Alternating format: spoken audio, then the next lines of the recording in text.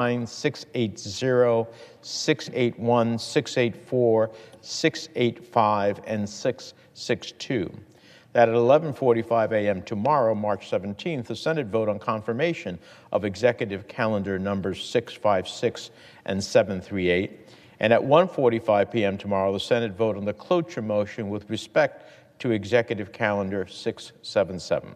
Finally, that if cloture is invoked on any of the nominations, all post-cloture time be considered expired, and the Senate vote on confirmation of the nominations at a time to be determined by the majority leader or his designee following consultation with the Republican leader.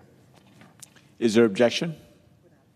Without objection. Mr. President, I have 8 requests for committees to meet today during sessions of the Senate. They have the approval of the majority and minority leaders. Duly noted. Mr. President, I rise today to seek unanimous consent to confirm 4 nominees to posts that are critical to our response to Putin's war against Ukraine. Through smoke and rubble and artillery fire, Ukrainians are leaving their homes with nothing more than a backpack, nothing more than their children in their hands. Over the past 20 days, Vladimir Putin's illegal and horrific assault on Ukraine has led more than 3 million refugees to flee into neighboring countries. Those who remain are suffering from a dire and deteriorating humanitarian situation.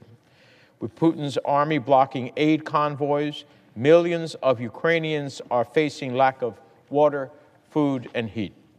Meanwhile, Putin orders unprovoked, unjustified attacks on civilians, shelling apartment buildings, bombing maternity hospitals, and destroying kindergartens, committing atrocities throughout the country. The United States and the world have a duty to exact costs on Putin, to demand accountability for war crimes, and to provide aid for the millions of innocent Ukrainians who are suffering. If we want to rise to this challenge, if we want to respond to the mounting human suffering, one thing is clear. We need to have the people in place, the people the President has selected to lead and carry out this work. Their leadership is critical in our response to the growing crisis in Ukraine and the looming refugee crisis across Eastern Europe. They will fight to defend human rights when they are violated. They will fight to defend democracy when it is attacked. And they will make sure we maximize the pain and the price Putin pays for this heinous war. That is why we must confirm Jim O'Brien. He is the President's nominee for coordinator for sanctions. This is our most significant tool against Putin and his regime. Sanctions. This is the President's nominee for coordinator of sanctions. Once confirmed, he'll enhance the Biden administration's efforts with our allies and partners to impose devastating costs on Russia. To date, more than 30 nations have joined this cause. Countries have stepped up that we never would have expected. But the fight is not over. We have to keep up the pressure. We must keep up the coordination, and we must ensure that we are implementing and enforcing sanctions in concert with dozens of countries around the globe. Now, I know my Republican colleagues agree that this must be a top priority. I've heard it on the Foreign Relations Committee. We need to do more sanctions. I've heard it on the Senate floor. I've heard it in conversations with my colleagues. We need to even do more. I know they want our sanctions to be as effective as possible, so to them I say, confirm Jim O'Brien today.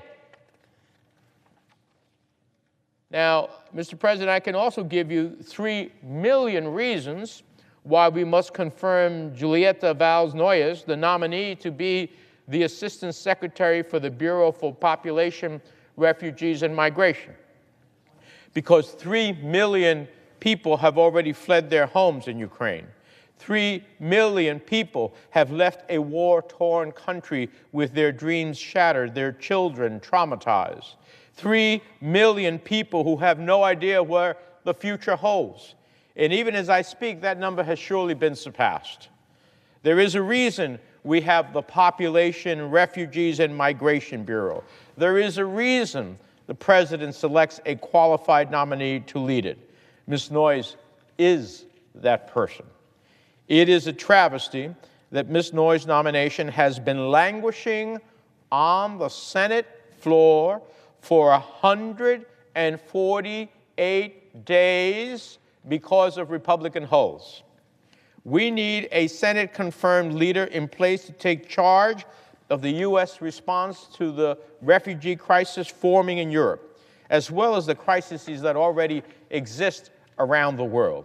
We need someone to work alongside our European allies as they face the fastest-growing refugee crisis in Europe since World War II. We need her confirmed today, not tomorrow, not next week, today. And the humanitarian crisis inside Ukraine is worsening every day. We can all see it for ourselves. You can see the images of Mariupol, with more than 200,000 civilians remain under siege, cut off from food, fighting for their lives. You can see the frightened faces of children crossing the border into Poland, carrying only a teddy bear and a change of clothes. This is a trauma that they will struggle with for the rest of their lives. So it baffles me that we would wait another hour, let alone another day, to even think about confirming Ambassador Erin McKee as the Assistant Secretary for Europe and Eurasia at USAID. The minute she gets in the door, the minute we send her to USAID, she will get to work on behalf of the millions of Ukrainians who are suffering. She will make sure that we are meeting basic needs, that we are helping Ukraine's neighbors shoulder the burden of the crisis. Let her get to work. Let her help the people of Ukraine today. And finally, there is the danger that Putin will unleash a chemical weapons attack against Ukraine. The Bureau of International Security and Non-Proliferation has a crucial role to play here, not just to prevent the spread of chemical weapons, but to help safeguard all nuclear materials and facilities in Ukraine. To do this, the nominee to be Assistant Secretary for that bureau, the International Security and Non-Proliferation, Dr. Elliot Kang, would work with the Ukrainian government, our allies, and the International Atomic Energy Agency. But because of Republican delays, he has not yet been confirmed, despite the fact that he was nominated 328 days ago. 328 days ago. Think about that. That was almost a year ago, and he has not yet been confirmed. Mr. President, because we cannot wait, because of the people of Ukraine cannot wait, I rise to seek unanimous consent for the confirmation of these four nominees. Each of them move to the Foreign Relations Committee with bipartisan support. There is no reason for Republicans to block their confirmation. The situation in Ukraine is dire, and our national security demands it. So, because of that,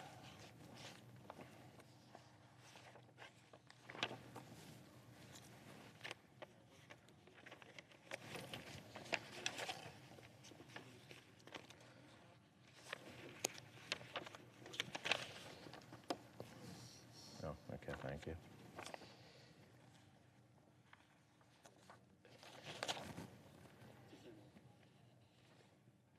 I need.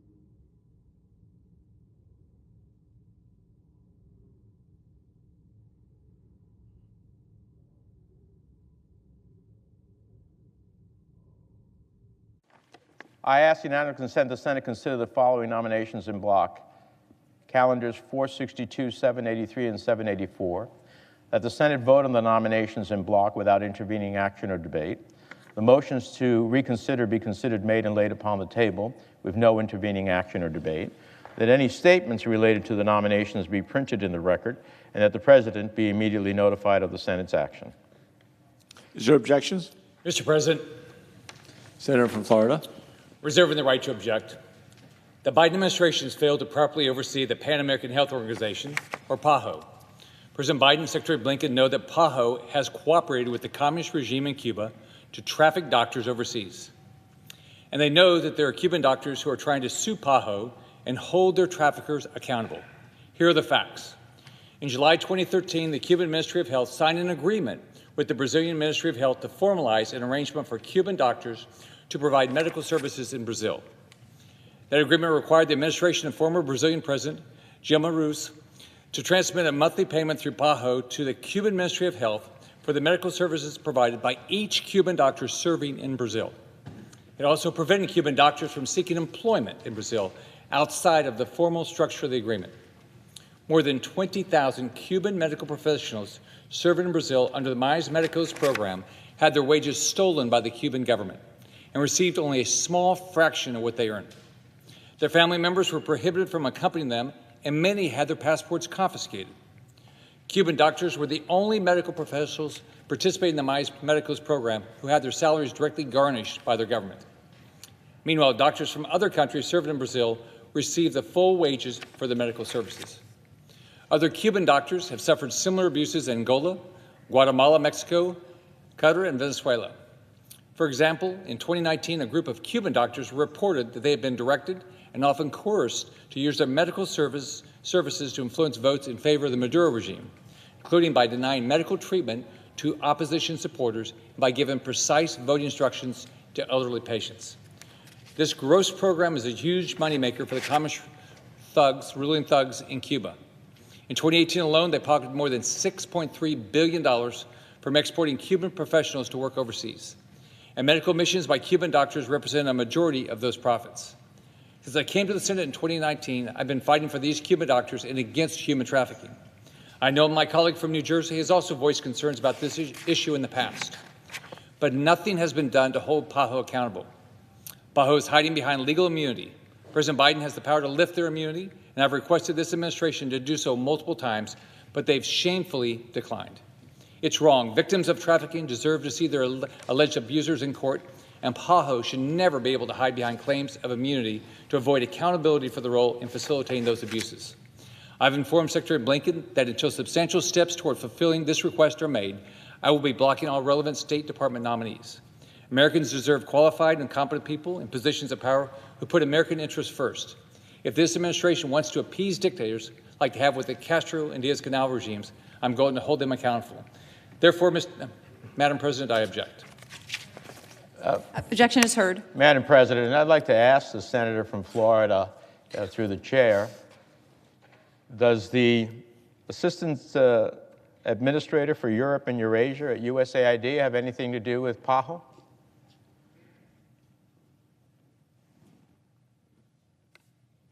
Does the Assistant Secretary for International Security and Nonproliferation have anything to do with PAHO? I guess the senator doesn't want to engage in a colloquy. Madam President, it's amazing to me. My colleagues who get up and applaud Zelensky, my colleagues who come to the Senate floor and talk about both the need to help Ukraine and the humanitarian realities that are compounding every day. And yet here we are with 4 pertinent key positions that could help in regards to each and every one of those elements. And on some unrelated issue, not Ukraine, not even Europe, not about proliferation, not about humanitarian response. No, there is a wholesale objection. Now, if you wanted to pick your objection and target it, that might make sense. But I'm deeply troubled that the junior senator from Florida is once again obstructing the Senate's responsibility to provide advice and consent on presidential nominations, not only preventing us from fulfilling our constitutional duties, but in this case, moreover, he is single-handedly undermining the ability of the United States government to respond fully to Russia's brutal invasion. In doing so, he seeks to single-handedly damage our ability to ensure a coordinated international effort to sanction Putin, his cronies, sectors of the Russian government. He is undercutting the United States government's ability to support the Ukrainian people and our allies. He is undercutting our ability to provide and coordinate the humanitarian assistance for 3 million Ukrainians who have left and millions more who are inside of the country and need help. It is mind-boggling. Mind-boggling. Get up and then come to the floor and object to the very things that can make it happen. Mind-boggling. Now, let me address the issue that the junior senator from Florida has raised here today, the Cuban regime's trafficking of doctors and medical personnel. Simply put, the Diaz-Canel regime, like the Castro regime before it, does subject Cuban doctors to forced labor schemes abroad while pocketing the doctors' wages and profit-making schemes that generates billions of dollars annually. Now, I have been working on this issue since before my colleague ever held public office. I've engaged multiple administrations on this issue. We've actually authored legislation and resolutions on the subject. So my track record of standing up for Cuban doctors who are trafficked by the Cuban regime eclipses that of any other member of Congress, period. But my God, as passionate as I am about that issue, no one will be more passionate than me. It is not right to hold up everything we are trying to do on Ukraine. This is a global emergency. The fate of not only Ukraine, but of democracy and its ability to achieve victory is in the thread. And here we have objections to critical positions that can help us make sure that we win in that battle. Let me try one other thing. I want to make in order the same request that I previously made with respect to calendar 788, Erin Elizabeth McKee to be an assistant administrator of the United States Agency for International Development. Is there objection? Senator? Senator from Kansas. Yeah, Madam President, thank you. I object. Objection is heard. Okay, Madam President, so here we go. The person who would be responsible for helping the humanitarian challenge in Ukraine and in the surrounding countries where 3 million people have fled to, we can't get her in position.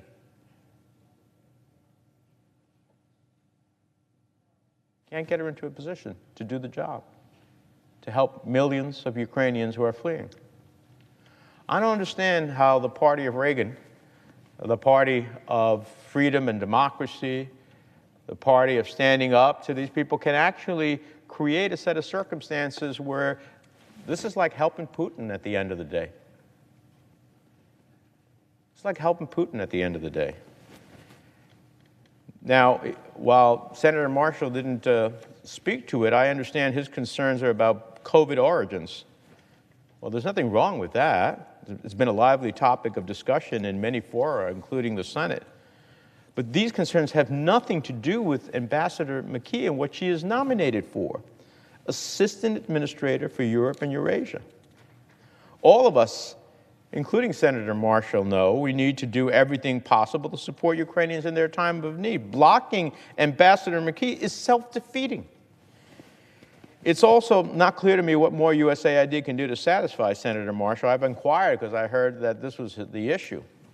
USAID has been engaged at the most senior levels in trying to be helpful and responsive to Senator Marshall. They've offered him and his team briefings, and I understand that none of those offers have been accepted. They also have pointed Senator Marshall's office to a wealth of information on specific USAID project of interest.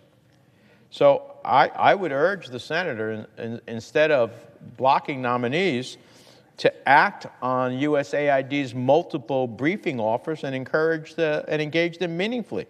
That would be more helpful to his ultimate goal, but not to helping Putin at the end of the day, not being able to take care of the humanitarian needs of Ukrainians. I've seen a lot over my course of 40 years in public service and 30 years in the Congress. This is mind-boggling. But more than that, it really undermines our national security. It really undermines our help for the Ukrainian people. And so I hope that some saner minds will prevail in the days ahead when I come back to the floor to try this once again. With that, Madam President, I yield the floor. The senator from Rhode Island. Madam President, I'm joined on the floor today by my friend and colleague, Senator Graham. We have the honor of co-leading the U.S. congressional delegation to the Munich Security Conference, which for a great number of reasons, all well-deserved, is still called Codell McCain. It is the only Codell